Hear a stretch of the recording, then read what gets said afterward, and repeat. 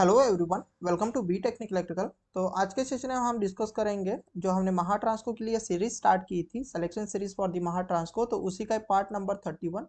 तो इससे पहले मैंने लगभग आपको 30 सेशन दिए हैं जिनमें मैंने बहुत सारे सब्जेक्ट के जो कंसेप्ट होते हैं, इंपॉर्टेंट कंसेप्ट, उसको भी डिस्कस किया है। साथ ही साथ एमसीक्यू सीरीज भी इसमें आपके पास इन्वॉल्व है, राइट। तो आज के सेशन में हम मोस्ट एक्सपेक्टेड क्वेश्चन देखेंगे कि जो आपके महा ट्रांसको में आ सकते हैं। और ये जो मोस्ट एक्सपेक्टेड क्वेश्चन रहेंगे ये मैंने दिया है बेटा आपके पास मशीन से रिलेटेड ही। तो अभी जो फिलहाल मेरे जो 5 या 6 जो सेशन आएंगे आपके रेगुलरली, वो मशीन से रिलेटेड रहेंगे। देन आफ्टर दैट हम पावर सिस्टम के ऊपर थोड़ा सा फोकस करेंगे, राइट। तो अभी यहाँ पर मुझे कोई भी ये कमेंट मत करना सर ये ले लो वो ले लो, तो मैं एक एक सब्जेक्ट आपका पूरी तरीके से कवर अप कराऊँ, क्योंकि अभी भी हमारे पास 30 या तो 35 आपके पास दिन बाकी है। तो अगर मैं डेली एक भी सेशन देता हूँ तो बहुत मतलब आपके एक टॉपिक के ऊपर या फिर मैं बोलूंगा एक सब्जेक्ट के ऊपर 5 या तो 6 सेशन आपके बन सकते हैं, राइट ना। यस।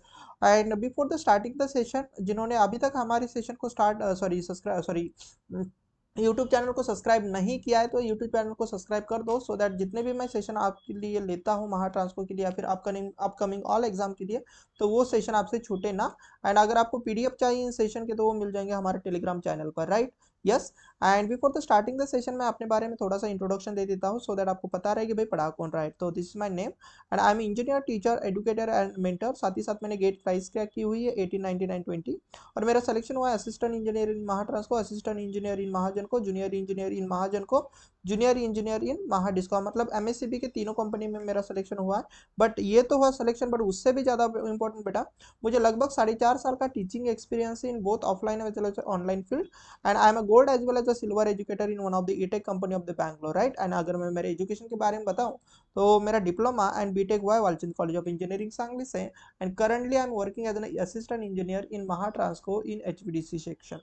तो ये रहा मेरा इंट्रोडक्शन, और आज हम देखेंगे हमारा 31 जो कि हमने सिलेक्शन सीरीज का ही पार्ट रखा हुआ, या फिर हम बोलेंगे सिलेक्शन सीरीज का हमारा डे 31 है, राइट। तो आपका ज्यादा समय बर्बाद ना करते हुए आज हम देखेंगे कि हमारा पहला क्वेश्चन क्या है। तो मैं पहले बता दे रहा हूँ कि मैंने आज पूरे के पूरे एमसीक्यूज ही रखे, मतलब न्यूमेरिकल ही रखे हैं। एमसीक्यूज में न्यूमेरिकल रखे स्पेसिफिकली, सो दैट आप न्यूमेरिकल में आप अपना कॉन्फिडेंस बिल्डअप कर सको। क्या बोला गया है? अ 4 पोल 220 वोल्ट डीसी सीरीज मोटर। तो सबसे पहले क्या कौन सी मोटर है, तो आप बोलोगे सर डीसी सीरीज मोटर है। ये बहुत इंपॉर्टेंट हो जाता है, कौन सी मोटर है? डीसी सीरीज मोटर है बेटा। यस। डेटा को लिखना बहुत अच्छी तरीके से आना चाहिए। पोल आपके पास सर 4 है तो पी इज इक्वल टू 4 रहेगा। एंड वोल्टेज दिया गया आपके पास, मोटर है मतलब ये वोल्टेज आपको दिया गया तो टर्मिनल वोल्टेज रहेगा 220 volt.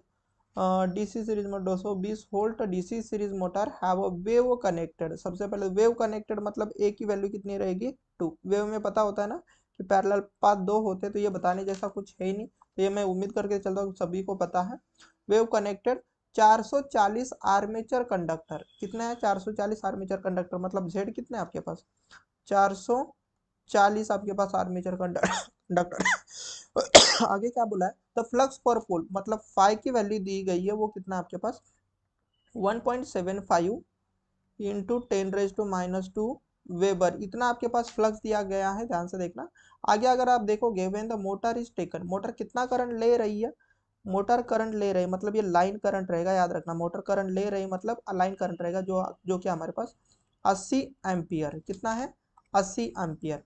The field and armature resistance R respectively, field current कितना है ध्यान से देखना, सॉरी फील्ड का रेजिस्टेंस कितना है, तो फील्ड का रेजिस्टेंस मतलब आर एफ, जो आपके पास 0.05 ओहम है।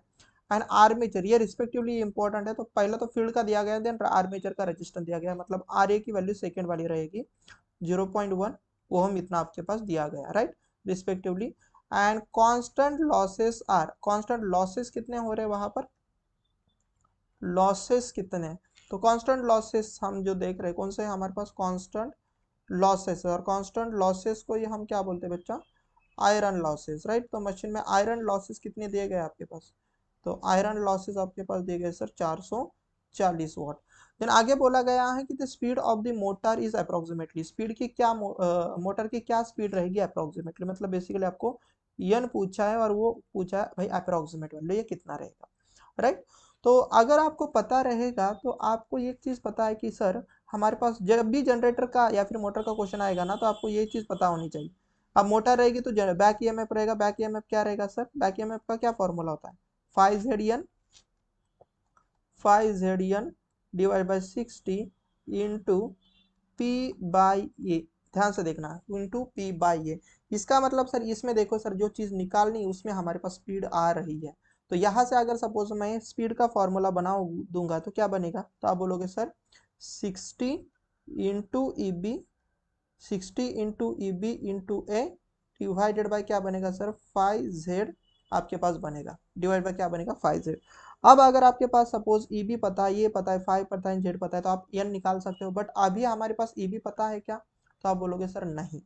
तो बैक ईएमएफ आपको पता नहीं है सर। तो अगर आपको पता रहेगा कि सर मोटर के केस में सर जो टर्मिनल वोल्टेज होता है, ध्यान से देखना, वो सर आपके पास सीरीज मोटर है। लिसन केयरफुली, सीरीज मोटर है। तो इस वाइंडिंग को, कंस्ट्रक्शन को आपको समझना। सबसे पहले तो फील्ड वाइंडिंग, देन आपके पास सर आर्मेचर वाइंडिंग का रेजिस्टेंस, देन सर आपके पास आर्मेचर होगा यहाँ पर, राइट।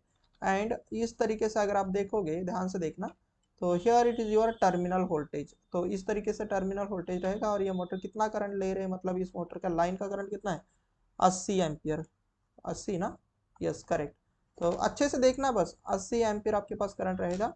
और उन्होंने बोला था कि इस फील्ड वाइंडिंग का जो रेजिस्टेंस है वो है आपके पास 0.05 ओहम। और ये जो आर्मेचर वाइंडिंग का रेजिस्टेंस है वो कितना दिया गया है? 0.1 ओहम। और यहाँ पर ब्रश का ड्रॉप नहीं दिया गया है। तो ये ईबी है, ये प्लस माइनस सपोज मैं बोल रहा हूँ, ये आपके पास रहेगा। तो मुझे बताओ, यहाँ से अगर मैं केवीएल लगा दूंगा इस इक्वेशन में, तो बताओ ना मुझे, यहाँ से अगर हम बेटा केवीएल लगा देंगे, लेट सपोज प्लस माइनस, तो आप क्या बोलोगे सर?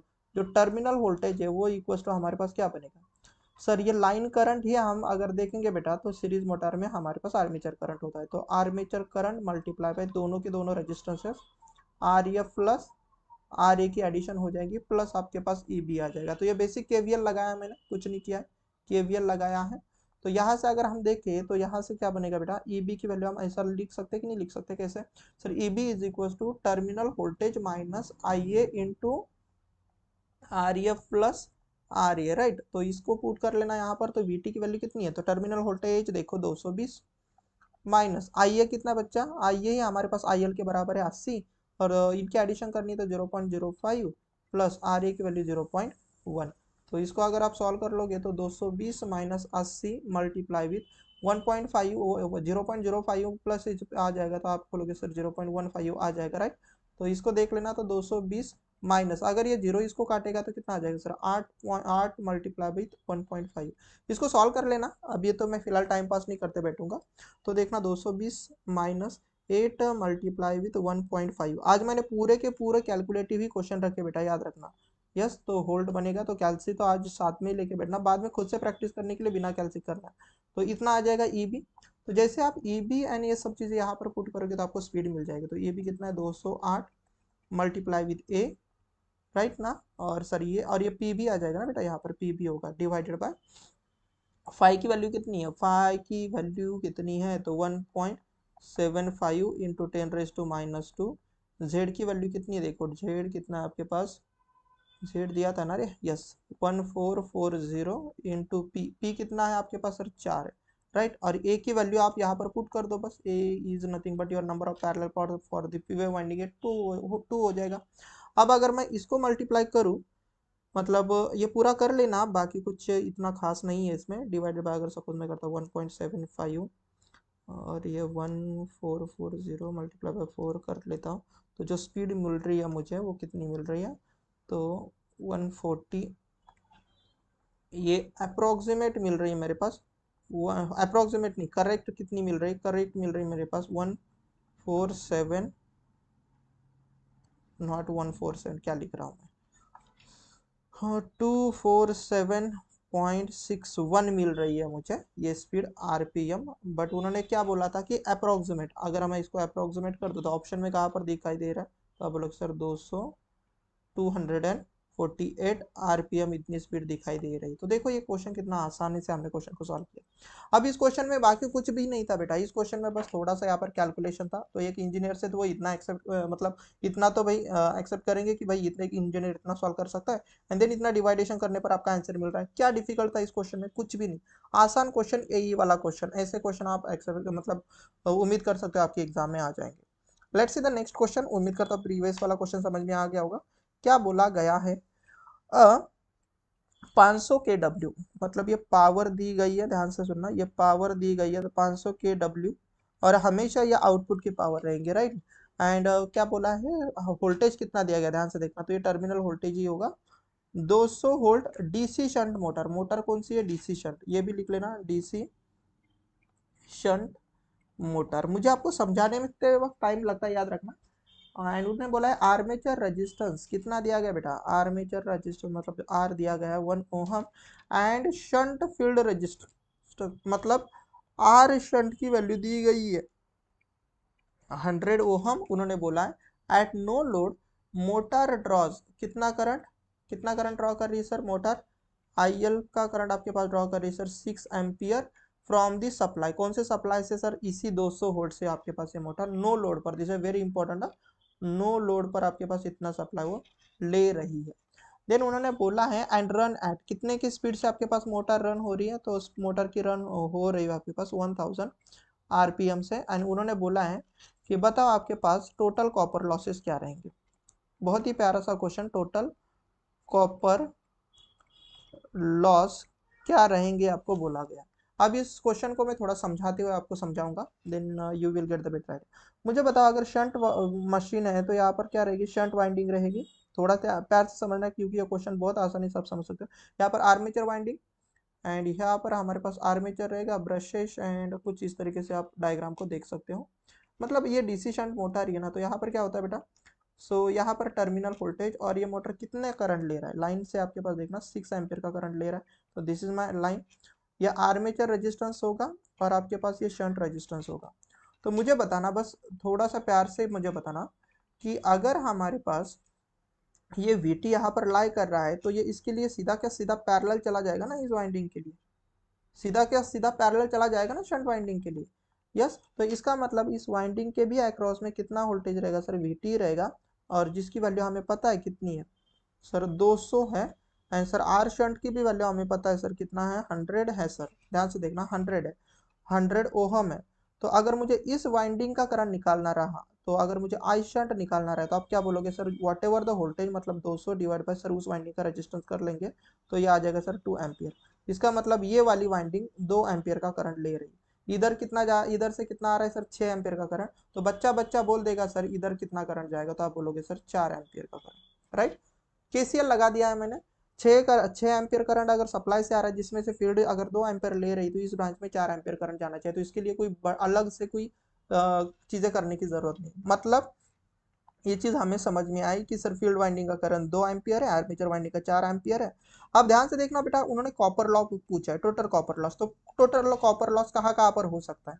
तो जहां पर कॉपर होगा वहां पर ही तो कॉपर लॉस होगा ना। तो कहाँ पर है कॉपर? तो देखो ये यहाँ पर कॉपर है सर, इस फील्ड वाइंडिंग में यहाँ पर कॉपर है सर, और आर्मेचर में यहाँ पर कॉपर है। तो इसका मतलब सर इन दो जगह पर आपके पास कॉपर लॉस हो सकता है। क्यों? क्योंकि सर यहाँ पर ही हमारे पास कॉपर वाइंडिंग है। तो इसका मतलब यहाँ पर एक कॉपर लॉस होगा, कॉपर लॉस, और एक लॉस हमारे पास यहाँ पर रहेगा, कॉपर लॉस यहाँ पर रहेगा। इन दोनों जगह पर हमारे पास कॉपर लॉस होगा।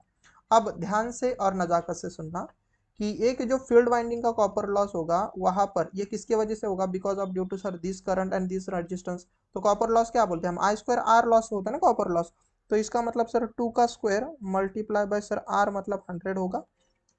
तो 2 का स्क्वायर 4, और 4 मल्टीप्लाई बाय 100 करेंगे तो 400 वाट होगा। वैसे अगर आप यहाँ का कॉपर लॉस निकालोगे बेटा कितना आ जाएगा सर? करंट है सर 4, 4 का square multiply by resistance, winding armature resistance कितना है सर? 1। तो आप कितना बोलोगे सर? 16। तो ये 16 वाट यहाँ से आ जाएगा।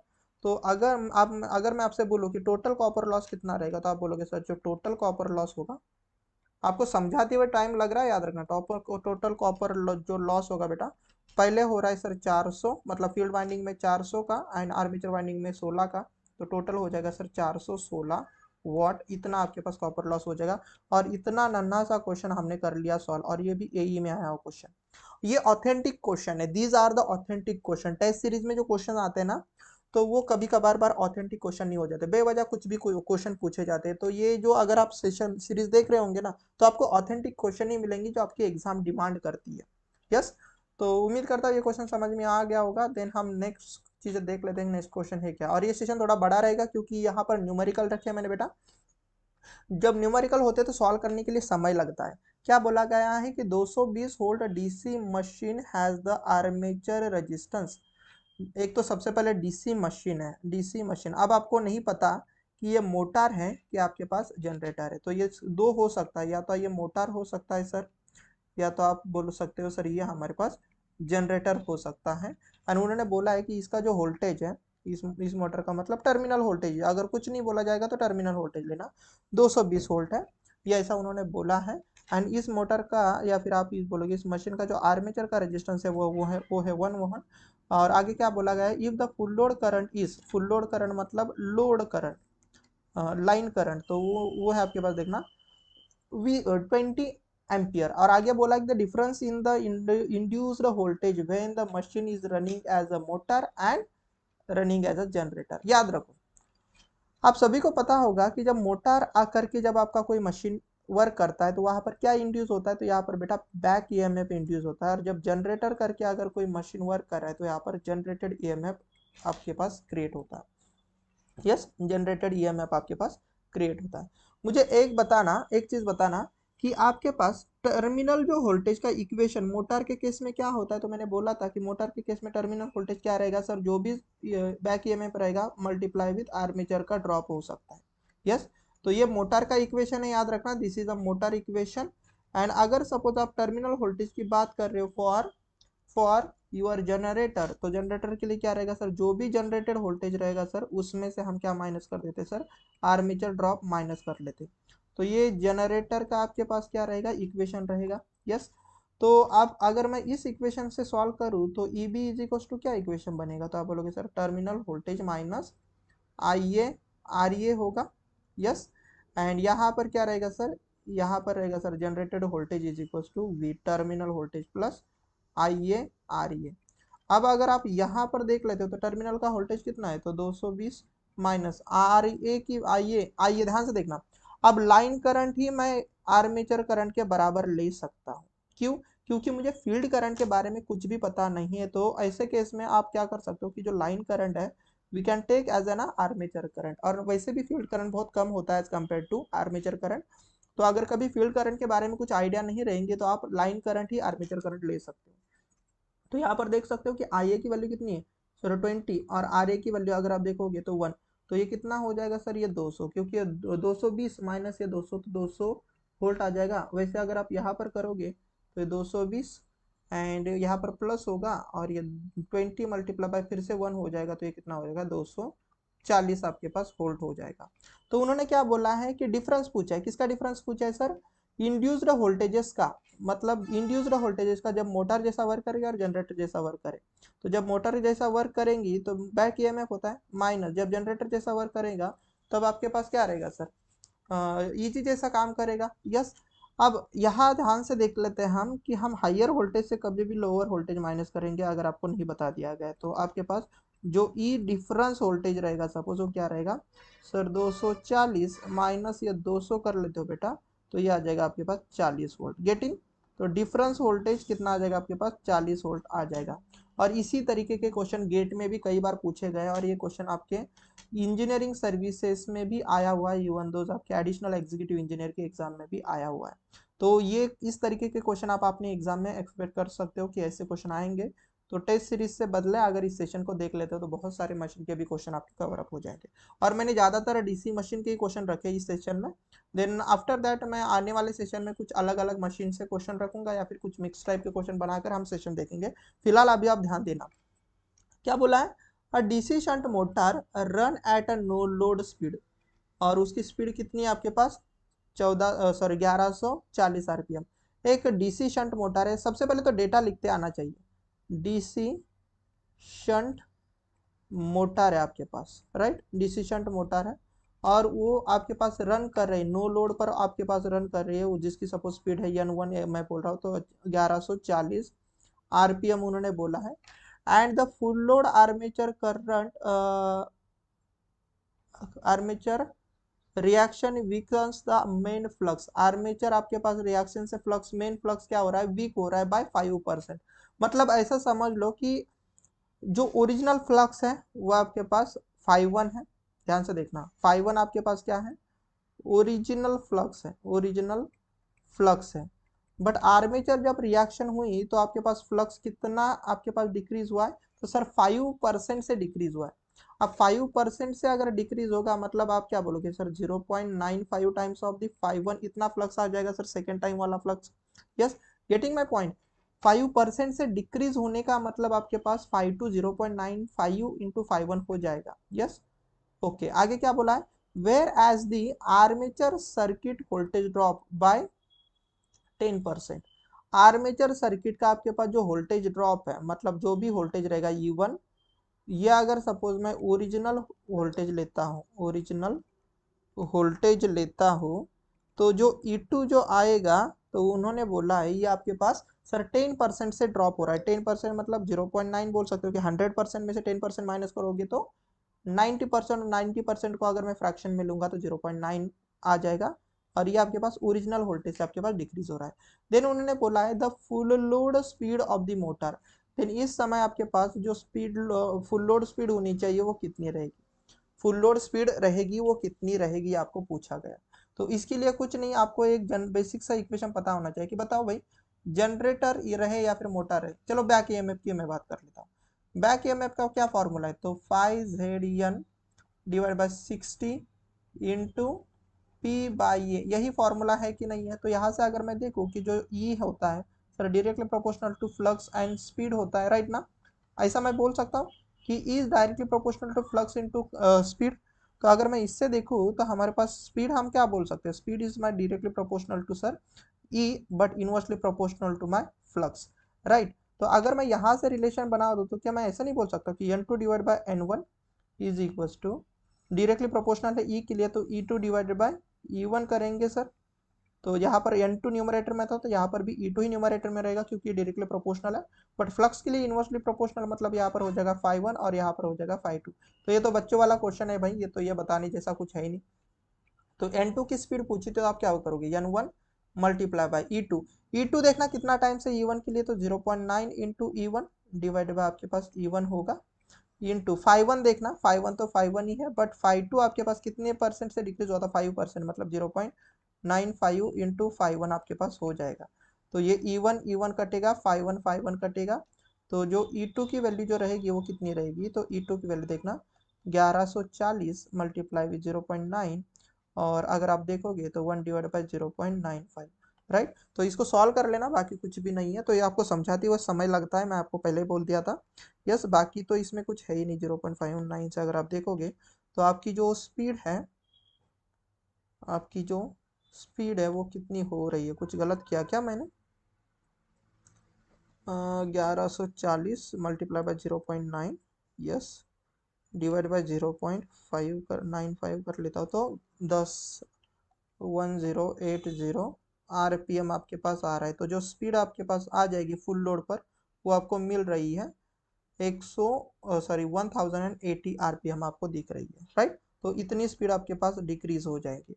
अब अगर सपोज आपको यहाँ पर क्वेश्चन में पूछा नहीं, बट अगर आपको बोला जाता कि परसेंटेज स्पीड ड्रॉप बोलो, स्पीड ड्रॉप बोलना, तो कैसे आ जाएगा, तो आप क्या करना, इनिशियल स्पीड माइनस आपके पास सेकंड स्पीड डिवाइडेड बाय आपके पास सेकंड स्पीड होता है। तो इस तरीके से आप परसेंटेज स्पीड ड्रॉप भी निकाल सकते हो। तो यहाँ पर तो पूछा नहीं बट मैं फिर भी निकाल के दे रहा हूँ। तो 140 minus 100, sorry 1040 divide 1140 minus 1040 divide by 10 sorry 80, 40 नहीं 80, इसको अगर मल्टीप्लाई कर लोगे तो you will get the percentage drop in speed.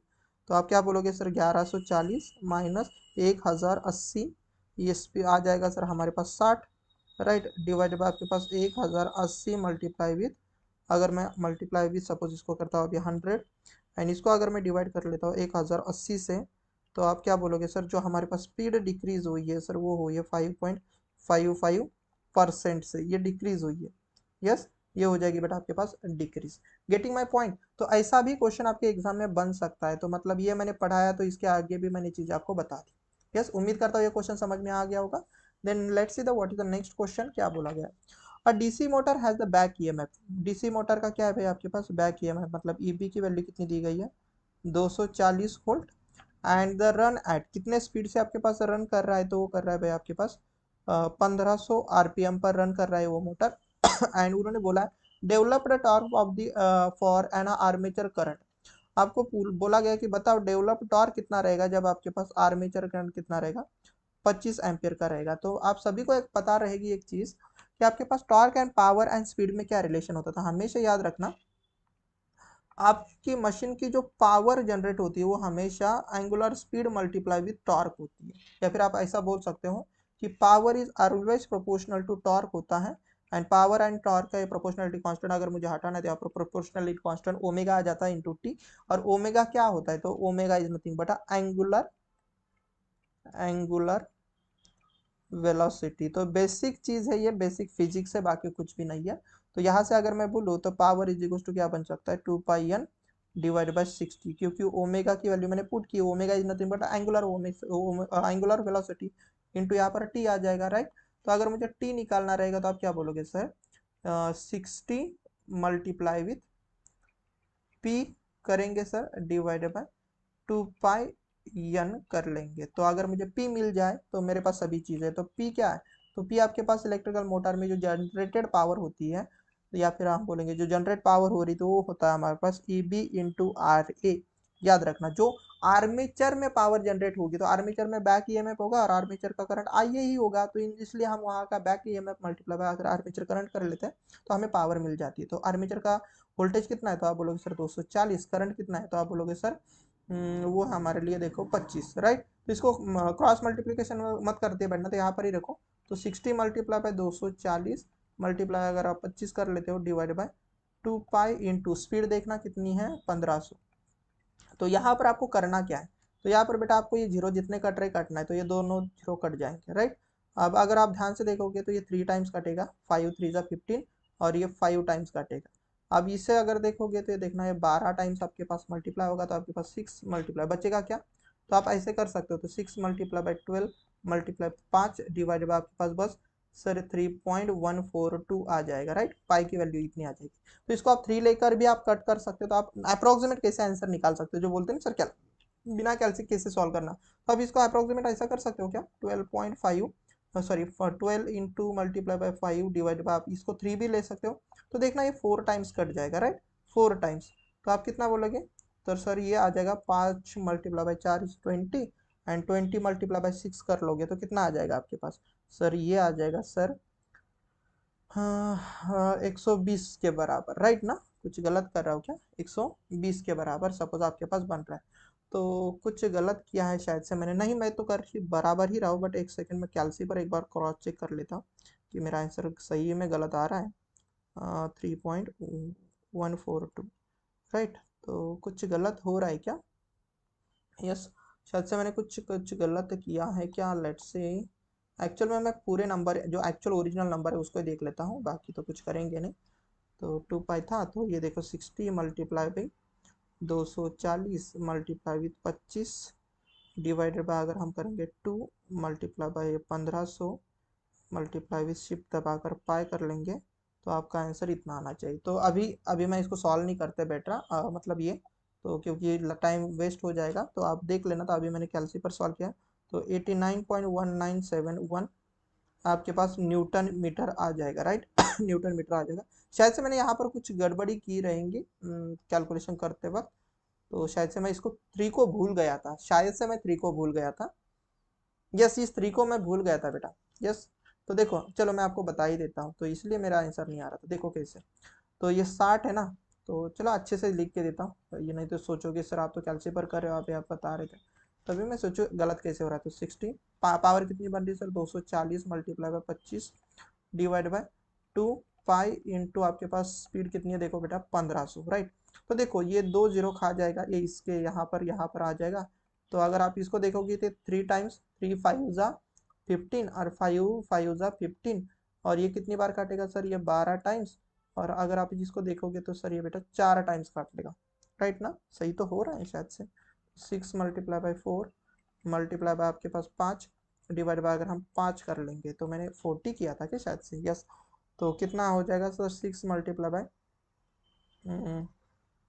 तो ये 20 डिवाइड बाय 5 3 कर लेंगे यहाँ पर सपोज, तो ये कितना हो जाएगा, तो आप क्या बोलोगे, तो इसको आप ऐसा भी तो बोल सकते हो ना, इसको आप ऐसा भी तो बोल सकते हो कि ये सर ये 6 मल्टीप्लाई बाई 20 डिवाइडेड बाय 5, तो ये आना चाहिए, या फिर से गलत हो रहा है, डोंट नो। डिवाइड बाय अगर आप सपोज पाई कर लेते हो तो यस, इसको सॉल्व कर लेना बस, तो ये आपका आंसर बन जाएगा 38.197 न्यूटन मीटर, राइट।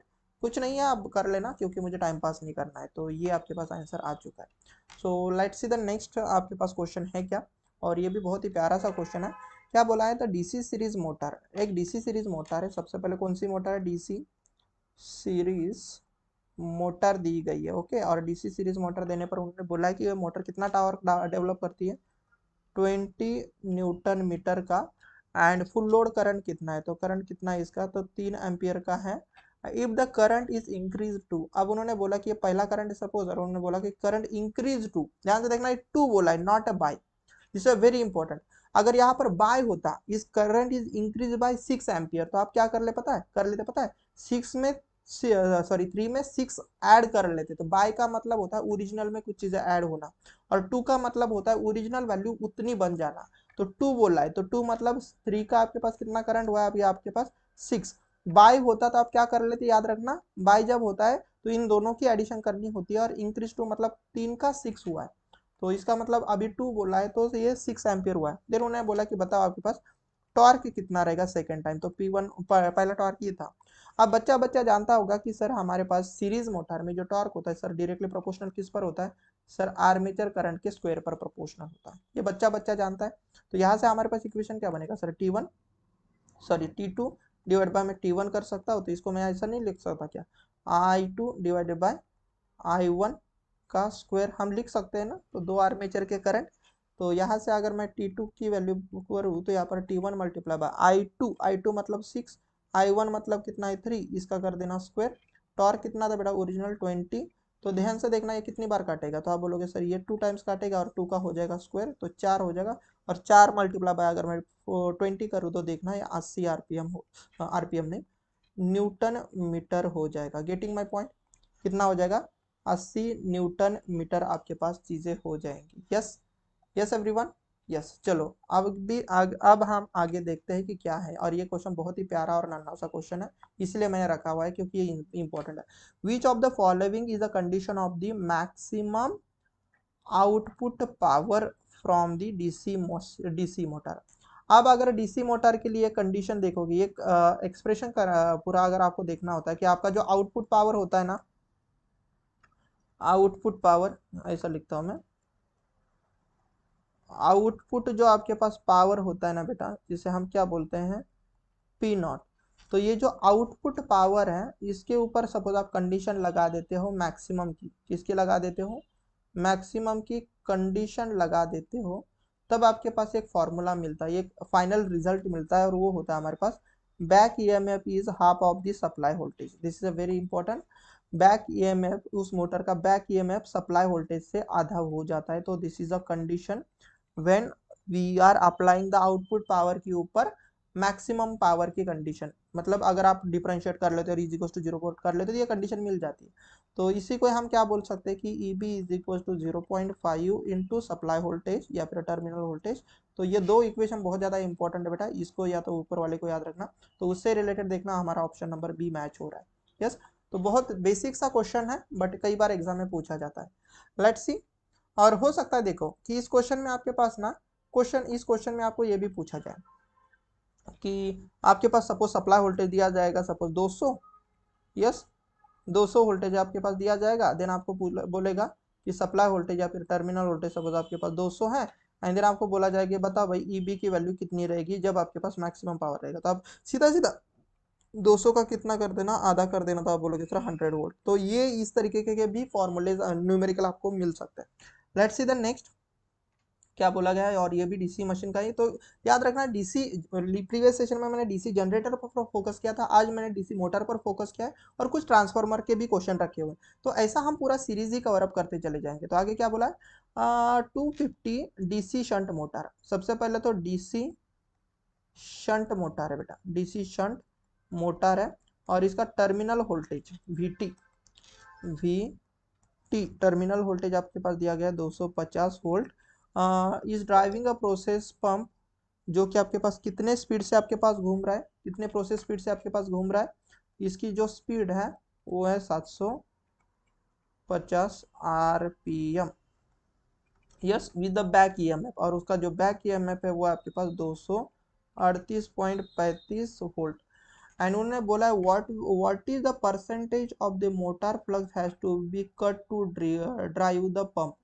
अब उन्होंने बोला कि फ्लक्स का आपके पास परसेंटेज बोला गया है कि कट ऑफ फ्लक्स, मतलब ऐसा समझो कि फ्लक्स में ड्रॉप पूछा गया है। बेसिकली फ्लक्स में कितना ड्रॉप होगा जब आपके पास पंप कितने की स्पीड से घूमेगा, मतलब ये पहली स्पीड आपके पास कितनी रहेगी 750, और दूसरी स्पीड आपके पास रहेगी 807 आरपीएम पर आपके पास सपोज दूसरी स्पीड पर घूम रहा है विद अ बैक ईएमएफ, और उस समय आपके पास बैक ईएमएफ कितना है, दूसरा वाला, तो पहला वाला था तो ये दूसरा वाला आ जाएगा 235 वोल्ट पर आपके पास घूम रहा है with a constant load torque. सबसे पहले तो लोड टॉर्क कैसा है आपके पास, कांस्टेंट है। कौन कांस्टेंट, कौन है सर, लोड टॉर्क आपके पास कांस्टेंट है, ये उन्होंने बोल दिया। यस तो अब हम इसी तरीके के क्वेश्चन को ही सॉल्व करेंगे। तो इसमें मुझे बताओ कि क्या क्या चीजें आपको दिख रही है, क्या क्या चीजें आप यहाँ से देख रहे हो, और आप क्या क्या दिमाग लगा सकते हो।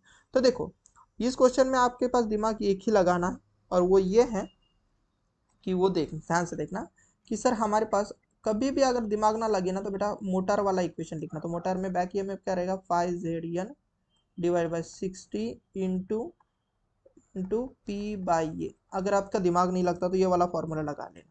अब आपको किसका ड्रॉप पूछा है, तो आप बोलोगे सर परसेंटेज मोटर का फ्लक्स का ड्रॉप पूछा है।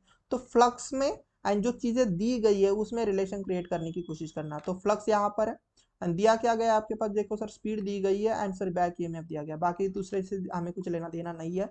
इसका मतलब अगर हम देखें सर इन तीनों में रिलेशन, तो आप क्या बोलोगे सर, जो बैक ईएमएफ है sir, back EMF is directly proportional to flux and speed होता है। तो अब हम यहाँ से क्या बोल सकते हैं, तो हम इसमें ऐसा बोल सकते हैं कि सर जो फ्लक्स है सर मेरे पास E B divided by speed है सर। यस तो इस तरीके से प्रोपोर्शनल है।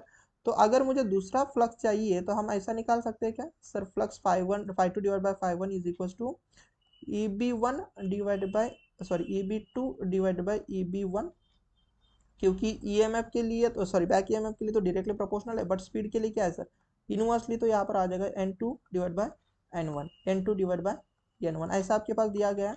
तो यहाँ से अगर मैं सपोज 5 2 की वैल्यू करूंगा तो 5 1 इंटू ये सम चीज आप लिखोगे तो 5 2 divide by E B two divide by E B one into आपके पास क्या आ जाएगा बेटा n2 डिवाइड बाय n1। तो ये सब चीज यहाँ पर पुट कर लेना।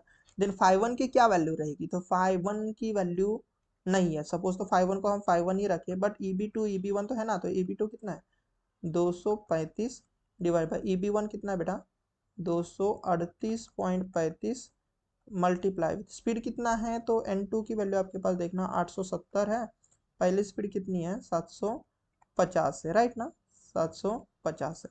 तो यहाँ से अगर आप सॉल्व कर लेते हो, तो मैं तो फिलहाल कैल्सी यूज कर ले रहा हूँ। तो यहाँ से आप क्या बोलोगे, 5 2 is equal to 235 divided by 238.35 multiply with in another bracket 870 divided by 750। तो अगर आप देख लोगे तो 5 2 इज इक्वल टू 1.143 इंटू 5 1, ये आपके पास क्या मिल रहा है सर 5 2 मिल रहा है, राइट।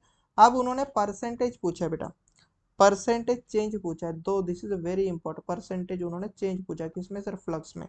तो परसेंटेज चेंज इन फ्लक्स क्या आ जाएगा, तो सर दूसरा वाला फ्लक्स माइनस पहला वाला फ्लक्स नहीं नहीं सॉरी, परसेंटेज चेंज ऐसा नहीं होगा ना, कि ओरिजिनल फ्लक्स माइनस जो दूसरा वाला फ्लक्स मिला है divide by over the first flux हम निकाल लेंगे ना, over the flux plus multiply by 100।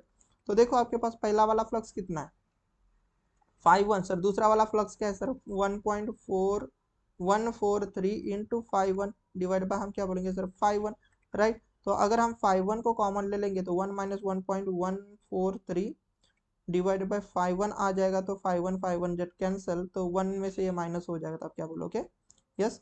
तो कितना हो जाएगा आपके पास, तो अगर आप देखोगे तो कुछ गलत किया क्या मैंने, 5 1 माइनस 5 1 5 2 की जगह पर मैंने कुछ गलत किया क्या, 5 2 ये 5 1 बोला है ना मैंने, कुछ गलत हुआ है क्या, AB2 लेट सेकेंड 5 1 क्योंकि आंसर तो मैच नहीं हो रहा है। तो 5 2 इज इक्वल टू AB1, ये नंबर मुझे एक बार देखने दो, ये नंबर मुझे एक बार देखने दो कि क्या मैंने गलत किया। अरे ये स्पीड के लिए इन्वर्सली प्रोपोर्शनल है ना बेटा, तब भी मैं सोचा ऐसा क्यों हो रहा है। आई एम सॉरी बच्चा, अगर कोई कमेंट कर रहा होगा तो क्योंकि लाइव सेशन आप देख रहे होंगे तो यहाँ पर बेटा क्या आ जाएगा, यस मैंने गलत किया, N1 डिवाइड बाई N2 रहेगा। तो N1 डिवाइड बाई N2, तभी मैं सोचा आंसर क्यों नहीं मिल रहा राइट। तो ये रेशियो आपके पास अपोजिट में चला जाएगा। तो इसमें वैल्यू कितना लोगे आप 750 डिवाइड बाई 870। तो अगर अब आप सॉल्व कर लोगे तो अब अगर सॉल्व कर लेते हो तो यू विल गेट, तो अभी मैं सॉल्व कर लाता हूँ तो इसका इन्वर्स हो जाएगा। तो 235 डिवाइड बाई 3.8 से ये मतलब 750 डिवाइड बाई 87 यस। तो ये आपको मिल रहा है लगभग आपके पास 0.85 इंटू 5 1 के बराबर राइट। तो अगर आप इसमें पुट कर लेते हो ये सभी चीज़ें, इसमें पुट कर लेते हो ये सभी चीज़ें, तो बताओ मुझे कितना आ जाएगा।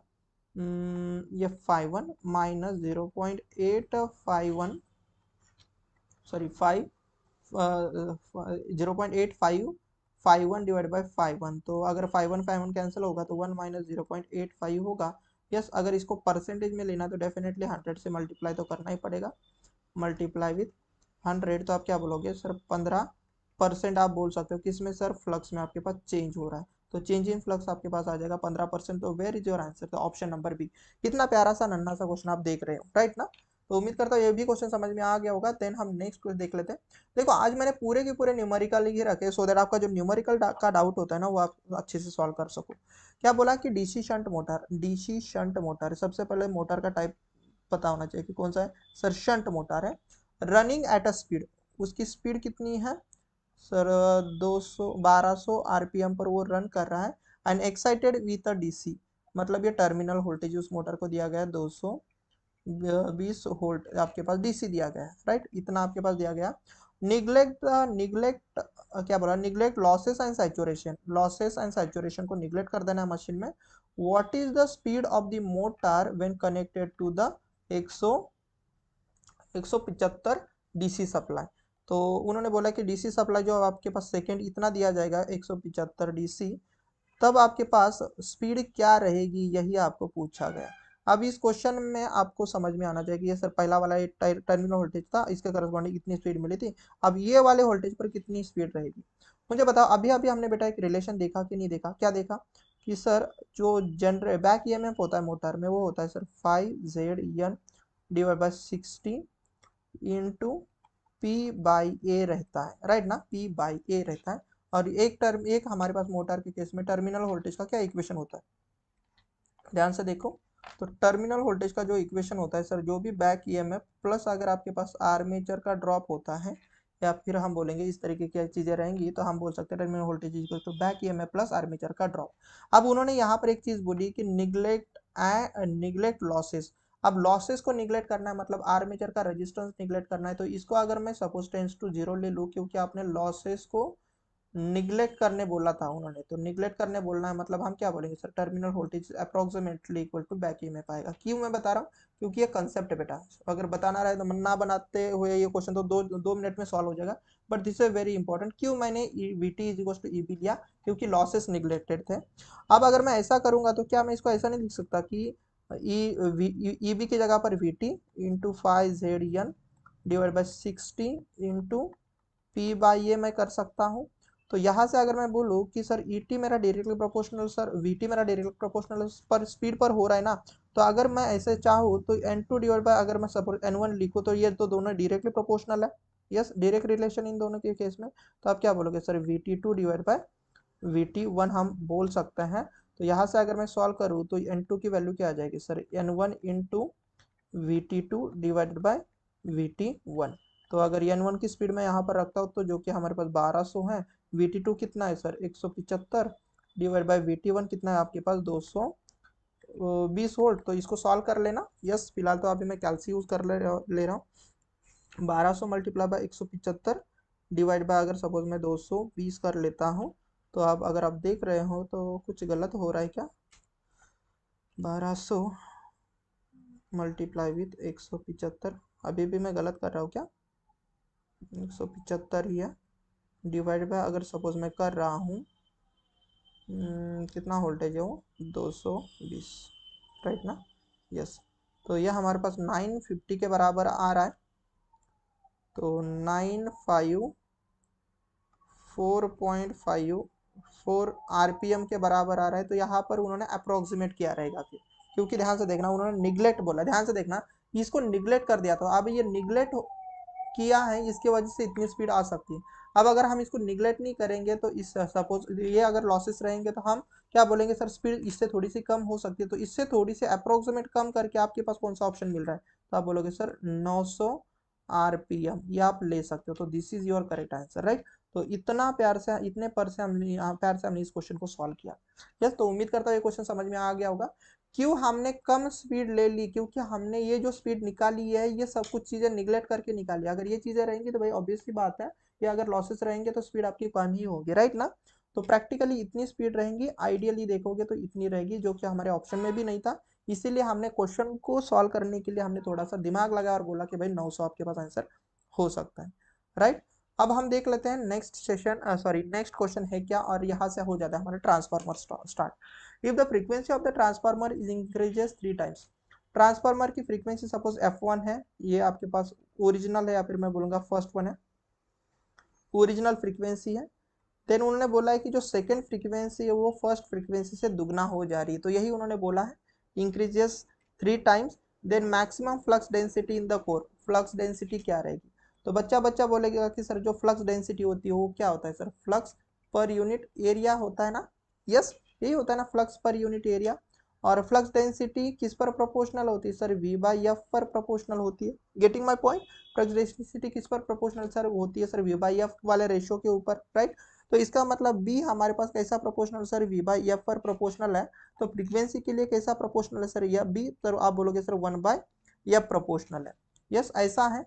तो आप क्या बोलोगे सर, फ्रीक्वेंसी अगर 3 टाइम्स बढ़ रही है, ध्यान से देखना, फ्रीक्वेंसी अगर 3 टाइम्स बढ़ रही है सर, तो ये 3 इंटू F1 हो जाएगा, ये सेकेंड टाइम वाली फ्रीक्वेंसी। तो आप क्या बोलोगे सर, ये जो फ्लक्स डेंसिटी है directly proportional, universally proportional to 3 into यहाँ पर हम B1 बोल सकते हैं। तो 1/3 से आप क्या बोल सकते हो, 1/3 मतलब क्या बोलोगे आप sir, decreases by 3 times, 3 time से आपके पास डिक्रीज होगा। तो ये आप देख सकते हो कि ये आपके पास ट्रांसफार्मर से आया हुआ क्वेश्चन, बहुत ही नन्हा सा और प्यारा सा क्वेश्चन। उम्मीद करता हूँ ये क्वेश्चन समझ में आ गया होगा। और ये भी क्वेश्चन बहुत इजी क्वेश्चन रखे मैंने ट्रांसफार्मर के। In a transformer the variable losses, transformer में वेरिएबल जो लॉसेस है वो कितने हैं, जो लॉसेस है वो आपके पास 600 वॉट के हैं। एंड हिस्टेरिसिस लॉसेस, हिस्टेरिसिस जो लॉसेस है आपके पास वो आपके पास 20 वॉट है। एंड आयरन लॉसेस जो आपके पास है, आयरन लॉसेज जो आपके पास वो कितने हैं, 500 वॉट के। देन उन्हें बोला है कि बताओ भाई ईडी करंट लॉसेस कितने रहेंगे, ईडी करंट लॉसेस कितने रहेंगे, ये आपको उन्होंने बोला गया है कि बताओ ये कितने रहेंगे। तो बच्चा बच्चा बोलेगा कि सर जो आयरन लॉसेस है, आयरन लॉस जो है जिसे हम क्या बोलते हैं कांस्टेंट लॉस। तो ये जो कांस्टेंट लॉस है सर, ये दो लॉस का एडिशन होता है। एक तो सर हमारे पास eddy current, eddy current plus आप क्या बोल सकते हो हिस्टेरिसिस, हिस्टेरिसिस लॉस, इन दोनों का एडिशन होता है। आपको बोला गया है कि बताओ ईडी करंट लॉस कितना रहेगा। तो आप क्या करोगे, इस ईडी करंट लॉस को अगर आपको निकालना है तो आप क्या करोगे, eddy current loss, eddy current यहाँ पर लॉस लिखना है, लॉस इज इक्वल टू आप क्या करोगे सर, जो भी आयरन लॉसेस है, आयरन लॉसेस माइनस अगर आप हिस्टेरिसिस लॉस अगर कर देते हो तो आपको आंसर मिल जाएगा। मतलब आयरन लॉसेस कितने हैं, तो आयरन लॉसेस आप कितना बोल रहे हो सर, 500 हैं। और 500 में से अगर मैं हिस्टेरिसिस लॉस अगर माइनस कर देता हूँ 220, तो आपको क्या बोलोगे सर 480 वॉट हमारे पास आंसर आ जाएगा, राइट। तो उम्मीद करता हूँ ये भी क्वेश्चन कुछ ज़्यादा डिफिकल्ट नहीं था। तो अगर आप बस लॉसेस के बारे में थोड़ा बहुत जानते हो कि iron losses also known as constant losses, जो कि hysteresis plus eddy current losses होता है। तो अगर हम इसमें अगर एडी करंट लॉस चाहिए तो मैं अगर आयरन लॉस से हिस्टेरिसिस माइनस करा दूंगा तो मुझे आंसर मिल सकता है। तो बेसिक सा क्वेश्चन था लॉसेस से रिलेटेड, कुछ ज़्यादा डिफिकल्ट नहीं था। और ये एक आपके पास क्वेश्चन है, ये भी बहुत प्यारा सा क्वेश्चन है। और उन्होंने बोला है ट्रांसफार्मर ऑपरेट मोस्ट इफिशिएंटली, मतलब मैक्सिमम इफिशिएंसी के ऊपर ट्रांसफार्मर ऑपरेट हो रहा है। मैक्सिमम इफिशिएंसी के ऊपर आपके पास ट्रांसफार्मर ऑपरेट हो रहा है। कौन?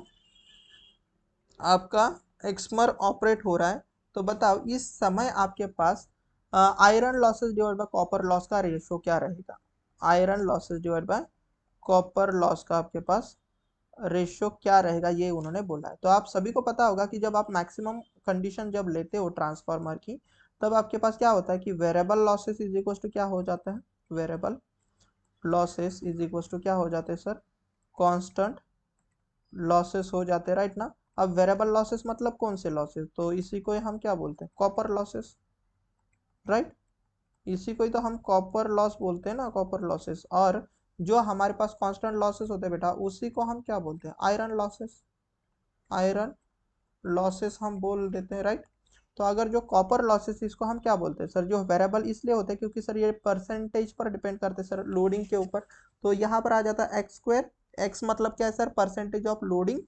X square into sir P copper loss, full load copper loss is equal to sir iron losses P I होता है, राइट ना। यस।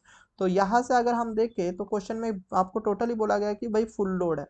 अब फुल लोड का मतलब आपके पास होता है x is equal to 1। X की वैल्यू 1 कब लोगे आप? जब आपके पास फुल लोड होगा। जब आपके पास फुल लोड होगा, एक्स की वैल्यू अगर आप 1/2 लोगे तो इसका मतलब होता है बेटा हाफ लोड। क्या होता है? हाफ लोड होता है, राइट। तो फुल लोड की बात की है, मतलब यहाँ पर एक्स की वैल्यू तो 1 रहेगा, तो यहाँ पर एक्स स्क्वायर की वैल्यू 1 रहेगी। और पीसी मतलब copper losses, full load copper loss है, तो इसको मैं पीसीएल या लिख दूँ, या पर या फिर मैं इसको पीएल बोल दूँ। आई एम सॉरी उन्होंने क्या बोला है? फुल लोड नहीं बोला है, 3/4 ऑफ द फुल लोड बोला है ना। 3/4 ऑफ द फुल लोड मतलब एक्स की वैल्यू उन्होंने 3/4 दी। बेटा ध्यान से देखना, मैंने गलत पढ़ लिया, मैंने इस कॉर्नर में देखा ही नहीं, 3/4 बोला गया है। तो आप यहाँ पर ले सकते हो, यहाँ पर आप क्या लिख सकते हो? एक्स की वैल्यू कितनी बन जाएगी? 3/4 ऑफ द फुल लोड, मतलब एक्स आपके पास 3/4 लोडिंग पर है, तो इसका स्क्वायर हो जाएगा। तो अगर आपको iron losses divide by P copper losses देखने तो आप क्या बोलोगे सर? 3/4 का स्क्वायर, मतलब सर 3 का स्क्वायर 9 और 4 का स्क्वायर 16।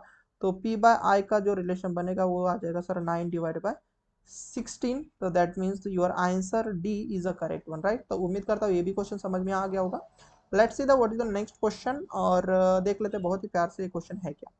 देखो क्या बोला गया है, the full load copper losses of the transformer. Transformer के कॉपर लॉसेस दिए गए फुल लोड, वो कितने दिए गए आपके पास? 1600 वॉट दिया गया है। Than half load copper losses कितने रहेंगे? देन उन्होंने आपको बोला कि ये ही इसी ट्रांसफार्मर के आपको निकालना है भाई copper losses, but half load पर निकालने हैं, वो कितने रहेंगे। तो बहुत सारे बच्चे इसको सीधा बोलते हैं सर फुल लोड पर 1600 है, तो सर हाफ लोड पर कितना हो जाएगा सर? इसके आधा लॉसेस, इसका मतलब 800 वॉट। और जो आपका आंसर आपके लिए वेट करेगा, देखो ऑप्शन नंबर सी में, जो कि रॉन्ग है, जो कि बेटा रॉन्ग है। याद रखना यहाँ पर एक फैक्टर होता है लोडिंग फैक्टर, या फिर मैं बोलूंगा percentage of loading in transformer. वो कुछ इस तरीके से निकाला जाता है। वो होता है वो होता है बेटा आपके पास, या फिर मैं बोलूंगा किसी भी लोडिंग के लिए अगर आपके पास कॉपर लॉसेस निकालने हैं फॉर एनी लोडिंग, तो आप क्या कर सकते हो? परसेंटेज लोडिंग का square multiply with full load copper losses ही निकालना है। कॉपर लॉसेस ही निकालना है, बट फुल लोड के लिए निकालना है, किसी भी लोडिंग के लिए।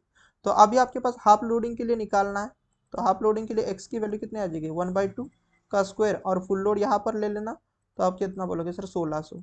तो इसका मतलब 1/4 इंटू सर 1600, तो 4 से अगर आप 16 को कर लोगे तो 4 से काट लेगा, तो सर आप बोलोगे सर 400 वाट आपका सही आंसर है। तो देखो अपना आंसर नंबर बी में सही है, तो ये करेक्ट वन है। This is a correct answer बेटा, यस। एंड अप्रोच भी यही होना चाहिए। और ये फॉर्मूला इंपॉर्टेंट है। किसी भी लोडिंग के लिए अगर आपको कॉपर लॉसेस निकालना है तो वो होते हैं x square multiply with full load copper losses. और एक्स क्या है? तो x is nothing but the percentage loading. कितना लोडिंग दे रहे हो, हाफ दे रहे हो, फुल दे रहे हो, राइट, 3/4 दे रहे हो, 1/4 दे रहे हो, वट एवर जो भी आप लोडिंग दोगे उसकी वैल्यू उसका square multiply bye with full load copper losses is nothing but the copper losses at any load. यहाँ पर हाफ लोडिंग बोला था ना, हाफ लोड बोला था, इसीलिए x की वैल्यू 1/2 ली हुई है। गेटिंग? अब तो समझ में आ गया। अब देख लेते हैं नेक्स्ट क्वेश्चन है क्या।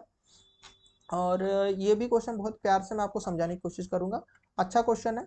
क्या बोला है कि यार step up transformer, sorry 1:5 step up transformer, मतलब एक ट्रांसफार्मर है सबसे पहले, और ये बोला उन्होंने स्टेप अप है फॉर एग्जांपल, तो उसमें इधर वाइंडिंग का रेशियो, इधर के टर्न का रेशियो 1 है और इधर के टर्न का रेशियो सपोज यहाँ पर 5 टर्न दिए गए। मैंने बहुत सारे टर्न्स निकाला है, ऐसा तो नहीं निकालना चाहिए, बट समझाने के लिए मैं बोल रहा हूँ। इधर के टर्न्स आपके पास 5 है, तभी जाकर ये 1:5 बनेगा ना, राइट। ऐसा ट्रांसफार्मर है एंड उन्होंने बोला है has the 120 volt across the primary. कहाँ पर है भाई आपके पास ये वोल्टेज, कहाँ पर इस ट्रांसफार्मर के प्राइमरी में, यहाँ पर 120 वोल्ट है सबसे पहले तो यहाँ पर कितना है सर, प्राइमरी में 120 वोल्ट आपने लगा दिया। यस, सपोज ये V1 है, ये आपके पास N1 है। यस, थोड़ा समझने की कोशिश करना, ये किसकी वैल्यू N2 की है, तो आपको सपोज मैंने पूछा कि बताओ यहाँ पर V2 पर कितना वोल्टेज आ जाएगा, तो बच्चा बच्चा बोल देगा। ये मैं क्यों निकाल रहा हूँ आपको समझने के लिए। तो आप क्या बोल दोगे sir, V2 is equal to sir N2 divide by N1 into V1 होगा, कुछ नहीं है, ट्रांसफॉर्मेशन रेशियो का मैंने कंसेप्ट यूज किया। तो N2 की वैल्यू कितनी, 500 divide by, sorry 5 multiply by 1 multiply with 120।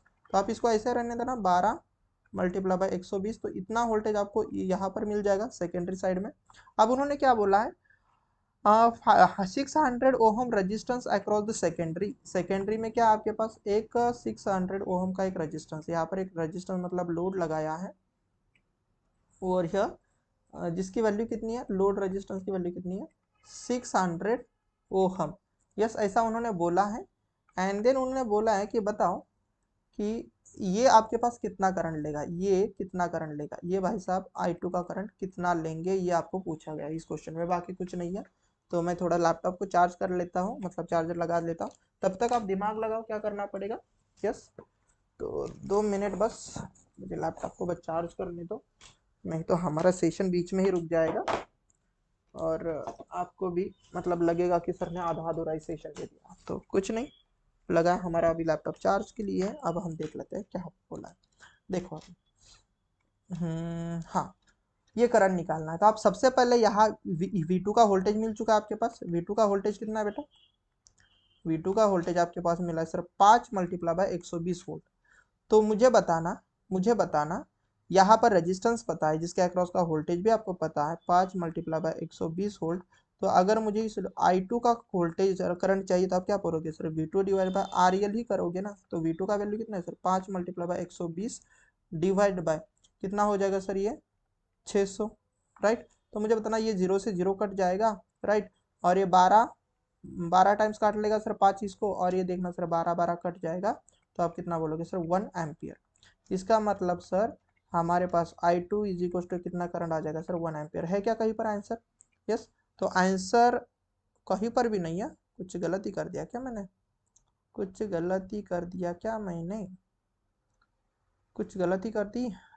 Yes yes, कुछ गलती हुई है शायद से, क्योंकि 10 एम्पियर आंसर होना चाहिए था। कुछ गलती हुई है क्या, बताओ तो। मुझे तो नहीं लग रहा भाई इसमें कोई गलती हो रही होंगी, हो रही है कुछ गलती। चलो एक बार फिर से देख लेते हैं सर। 5, ये 5 था, N2 ये 120, 5 120, तो 120 12 25 60 सर, ये 1 एम्पियर ही होना चाहिए मेरे हिसाब से। इसका आंसर होना क्या चाहिए, इतना ही होना चाहिए, क्योंकि ये 120 ही है ना, 120 ही है, 120 ही। क्या बोला गया है भाई, करंट ही तो पूछा गया है ना। ओ आई एम सॉरी, इस क्वेश्चन में ये सेकेंडरी का करंट है बेटा। क्वेश्चन में उन्होंने बोला गया है कि बताओ आपके पास प्राइमरी का करंट कितना रहेगा। अब प्राइमरी का करंट निकालने के लिए कुछ भी जुगाड़ नहीं है। अब यही करंट, ये सेकेंडरी का करंट आपको पता है बेटा 1 एम्पियर का, ध्यान से देखना, 1 एम्पियर का आपके पास सेकेंडरी का करंट है, तो सर सेकेंडरी का करंट है। तो प्राइमरी का करंट आप क्या बोलोगे सर, प्राइमरी का करंट कितना रहेगा, यही तो आपको पूछा है बेसिकली इस क्वेश्चन में। I2 की वैल्यू नहीं, I1 की वैल्यू पूछी है आपको। तो आपको पता होगा कि एक रिलेशन होता है I1 divide by I2, suppose अगर मैं बोलूँ I2, तो ये टर्न के लिए अपोजिट में होता है, तो N2 डिवाइड बाय क्या रहेगा, ये N1 रहेगा। तो आपको क्या चाहिए, I1 चाहिए, तो आप क्या बोलोगे sir, I2 multiply with N2 divide by N1 होगा। तो I2 की वैल्यू कितनी रहेगी, तो I2 की वैल्यू हमारे पास देखना अभी 1 है, N2 की वैल्यू सर 5 है, N1 की वैल्यू सर 1 है। तो यहाँ से अगर आप देखोगे तो आप बोलोगे सर I1 की is equal to 5 ampere, right. तो क्वेश्चन को अच्छे से पढ़ना, मैं गड़बड़ा गया कि गड़बड़ा मतलब ऐसे समझ में आ गया भाई मेरा आंसर तो सही है, फिर भी ऑप्शन में क्यों नहीं आ रहा, ताकि क्योंकि मैं ना सेकेंडरी का करंट देख रहा था, एक्चुअली उन्होंने ना प्राइमरी का करंट पूछा है, तो यहाँ का करंट पूछा था। तो होपफुली ये क्वेश्चन समझ में आ गया होगा, इतना प्यारा सा क्वेश्चन हमने सॉल्व किया, राइट। देन हम आई थिंक सो ये लास्ट क्वेश्चन है जिसको हम सॉल्व करेंगे आज, एंड हम स्टॉप करेंगे। क्या बोला गया, P if P1 and P2 are the iron and copper losses, मतलब P1 क्या है, ये आपके पास आयरन लॉसेस है, तो इसको मैं आयरन लॉसेस बोल देता हूँ। एंड P2 क्या है हमारे लिए, तो ये सपोज हमारे लिए कॉपर लॉसेस है। Yes, on a full load, मतलब ये फुल लोड कॉपर लॉसेस, याद रखना this is nothing but my full load के कॉपर लॉसेस दिए गए हैं। Then the ratio of P1 and P2 such that the maximum efficiency occurs at, ये maximum efficiency आपके पास कब ऑकर हो रही है, सपोज वो 100 नहीं 25% ऑफ द फुल लोड। अब इसका ये मतलब होता है, इसका ये मतलब होता है बेटा कि ये x की वैल्यू दी गई आपके पास परसेंटेज में, परसेंटेज x की वैल्यू दी गई है और वो दी गई है 25%। अब 25% ही मतलब x की वैल्यू देखेंगे तो हम क्या बोलेंगे सर 1/4 रहेगा। तो इसका मतलब लोडिंग बेसिकली उस ट्रांसफार्मर के लिए 1/4 की हुई है। और मैक्सिमम कंडीशन, मैक्सिमम इफिशियंसी के समय हम क्या बोलते हैं कि सर जो भी हमारे पास कॉपर लॉसेस होते हैं सर एक्स स्क्वायर, ये वेरिएबल लॉसेस ऐसे होते हैं ना, x square into copper losses, वो सर आयरन लॉसेस के बराबर होनी चाहिए, राइट, आयरन लॉसेस के बराबर होनी चाहिए। अब उन्होंने क्या बोला है कि P1 एंड I1 के बीच में रिलेशन बोलना, तो यही तो हमारे पास कॉपर लॉसेस है ना, तो इसको मैं क्या बोल सकता हूँ, x square P2 is nothing but full load copper losses, तो इसको मैं P2 भी लिख सकता हूँ, और PI मतलब P1 है हमारे पास P1। तो मुझे बताना कि x की वैल्यू 1/4 है, तो उसका हो जाएगा सर स्क्वायर, यहाँ पर हो जाएगा P2 इज इक्वल टू हो जाएगा सर P1, तो 1/16 इज इक्वल टू में क्या आंसर, ऐसा नहीं लिख सकता, P1 divide by P2, right. तो ये रिलेशन आपको दिखाई दे रहा है कहाँ पर, कि 1/15 का आपके पास रिलेशन दिखाई दिया P1 P2 में। तो देखो यहाँ पर हमारे पास ऑप्शन नंबर सी में दिखाई दे रहा है, तो इस क्वेश्चन का आंसर क्या हो जाएगा हमारे पास ऑप्शन नंबर सी। बहुत ही प्यारा सा क्वेश्चन, और ये दो कंडीशन बेटा आपको याद रखनी है, राइट। एक्स को समझ लेना कि एक्स परसेंटेज लोडिंग है, और ये कंडीशन कब की आपके पास, this is a condition when maximum efficiency, efficiency क्या रहेगी हमारे पास, मैक्सिमम रहेगी। यस, तो गेटिंग दिस पॉइंट, तो उम्मीद करता हूँ ये क्वेश्चन समझ में आ गया होगा। एंड देख लेते हैं और एक क्वेश्चन, और शायद से ये हमारा सेकेंड लास्ट क्वेश्चन हो सकता है। What will be the voltage regulation at 0.8 lagging power factor of the transformer which is has the equivalent resistance. आपके पास सबसे पहले तो कॉस ऑफ फाई दिया गया है 0.8, एंड परसेंटेज रेजिस्टेंस की वैल्यू दी गई है, तो वो है हमारे पास 2%, एंड परसेंटेज रिएक्टेंस की बेसिकली आपको वैल्यू दी गई है, वो है हमारे पास 4%। देन आपको पूछा क्या गया है, वोल्टेज रेगुलेशन, और कौन से पावर फैक्टर के लिए, लैगिंग पावर फैक्टर के लिए। तो ये क्वेश्चन तो मैंने पहले भी लिया हुआ है, तो percentage voltage regulation, voltage regulation का एक फॉर्मूला होता है, तो वो होता है sir percentage R into cos of five plus, ध्यान से देखना यहाँ पर प्लस माइनस होता है, तो प्लस किसके लिए रहेगा सर, लैगिंग के लिए, माइनस रहेगा तो सर लीडिंग के लिए। अभी हम प्लस ही लेंगे, तो x into sine of five होता है। और मैंने बोला था कि कॉस ऑफ फाइव जब आपके पास 0.8 होता है, तब अगर आप साइन ऑफ फाइव निकालोगे तो ये आपको पेयर पता होनी चाहिए 0.6 होता है, राइट ना। कॉम्पिटेटिव एग्जाम के लिए अगर प्रिपेयर करोगे तो याद रखना, जब जहां पर cos 5 0.8 होता है, वहां पर sin 5 0.6 होता है, याद रखना। बस कुछ नहीं, पुट कर देना वैल्यू, तो ये कितना है 2%, तो इसको 2 रखेंगे, परसेंटेज है ना, तो इसको सीधा 2% क्यों करते बेटा, तो 2 ही लिखेंगे, 0.8 प्लस ये कितना है सर 4 मल्टीप्लाई बाय 0.6, सो ये कितना हो जाएगा 1.6, और ये कितना हो जाएगा 2.4, तो सबकी एडिशन कर लोगे तो कितना हो जाएगा सर, ये देखो ना सर, ये 4 और ये सर कितना हो जाएगा रे आपके पास, ये 4% आपके पास हो जाएगा। तो परसेंटेज रेगुलेशन आपके पास 4% का हो जाएगा। तो इतना प्यारा सा क्वेश्चन देखो, यही में आया हुआ क्वेश्चन। यस, देना अब हम देख लेते हैं नेक्स्ट क्वेश्चन है क्या, और ये शायद से ये लास्ट क्वेश्चन रहेगा। क्या बोला, तो voltage regulation in a transformer is always positive. याद रखना, यहाँ पर मैं लिख के देता हूँ, इसको याद रख लेना, इसका कंसेप्ट मैं अभी समझाते नहीं बैठूंगा। आपके पास याद रखना कि जो ट्रांसफार्मर में कभी अगर आपको वोल्टेज रेगुलेशन पूछा, तो ये 3 तरीके का रेगुलेशन हो सकता है, 3 तरीके का, 3 तरीके का रेगुलेशन होगा। तो एक होगा सर आपके पास पॉजिटिव वोल्टेज रेगुलेशन, एक होगा जीरो वोल्टेज रेगुलेशन, और एक रहेगा आपके पास निगेटिव वोल्टेज रेगुलेशन। क्या रहेगा? Negative voltage regulation. तो ये जो दो रेगुलेशन है ना, positive and zero, sorry, positive voltage जो रेगुलेशन है ना बेटा, ये आपके पास ये आपके पास कब आता है? तो ये आपके पास आता है जब आपके पास cos of phi lagging lagging और आपके पास यूनिटी हो। क्या हो आपके पास? यूनिटी पावर फैक्टर हो। क्या हो आपके पास? यूनिटी पावर फैक्टर हो। और ये जो दो है आपके पास, जीरो वोल्टेज रेगुलेशन या तो निगेटिव वोल्टेज रेगुलेशन, ये आपके पास कब हो सकता है? जब आपके पास cos of phi leading nature का हो। बस इतना ही याद रखना। तो जीरो वोल्टेज रेगुलेशन कब आएगा? जीरो वोल्टेज रेगुलेशन या तो निगेटिव वोल्टेज रेगुलेशन आपके पास लीडिंग नेचर के लिए आता है। बट अगर आपको पॉजिटिव वोल्टेज रेगुलेशन की बात की जाएंगे तो ये दो बार हो सकता है, या तो लैगिंग पावर फैक्टर के लिए या तो यूनिटी पावर फैक्टर के लिए। यस। एंड उसके बाद एक पावर फैक्टर का भी एक रिलेशन पूछा जाता है। तो अगर आपको सपोज कभी किसी ने पूछा कि बताओ भाई जीरो वोल्टेज रेगुलेशन अगर पूछा, तो इस समय अगर कभी कॉस ऑफ फाई की वैल्यू अगर आपको किसी ने पूछी, तो मैं यहाँ पर ट्रिक दे देता हूँ। कॉस ऑफ फाई अगर कभी पूछा जीरो वोल्टेज रेगुलेशन के केस में, तो याद रखना बेटा, ये आता है आपके पास आर डिवाइडेड बाय एक्स। क्या होता है? R divided by X. Yes, नहीं आर डिवाइडेड बाय एक्स होगा जीरो वोल्टेज। नहीं, ये कॉस की नहीं, यहाँ पर एंगल की बात की जाती है, आई एम सॉरी। तो ये होगा आपके पास phi is equal to tan inverse of zero में आर डिवाइडेड बाय ये एक्स होगा। यस।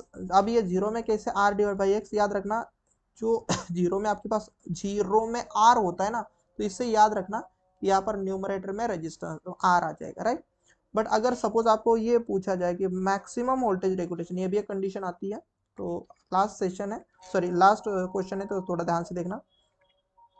मैक्सिमम कभी वोल्टेज रेगुलेशन पूछा तो इसको आप ऐसे याद कर सकते हो, सेम फॉर्मूला याद रखना। तो five is equal to tan inverse of, यहाँ पर याद रखना बेटा, इसके केस में मैक्सिमम के केस में x डिवाइडेड बाय r होता है। अब इसमें कैसे याद रखना, देखना, मैक्स में x होता है ना, मैक्स में x होता है, तो यहाँ से आप याद कर सकते हो कि सर न्यूमरेटर में x रहेगा। तो this is a very very very important. Okay, तो मैक्सिमम में x ऊपर होता है एंड जीरो में r ऊपर होता है, क्योंकि ये दोनों चीजें बहुत इंपॉर्टेंट है। क्योंकि ये रेशियो तो बेसिकली आर बाय एक्स या तो एक्स बाय आर ही है। अब इसमें आपको याद रखने में परेशानी हो जाती है, सर कौन किसके लिए आर बाय एक्स और किसके लिए सर एक्स बाय आर। तो इसलिए मैंने ट्रिक बताई कि मैक्सिमम में एक्स होता है ना, मैक्सिमम में एक्स, तो एक्स से आप याद रख सकते हो, न्यूमरेटर में एक्स है, डिनोमिनेटर में आर है। जीरो में आर आ रहा है ना, जीरो रो आर से आर याद रखना, तो आर न्यूमरेटर में डिवाइड बाय एक्स आ जाएगा। तो this is a basically phase angle in case of maximum and zero voltage regulation. तो ये ट्रिक मैंने बताई, बहुत सारे बच्चों को शायद से ये पता होगी, या फिर आई डोंट नो किसी को पता थी या नहीं थी।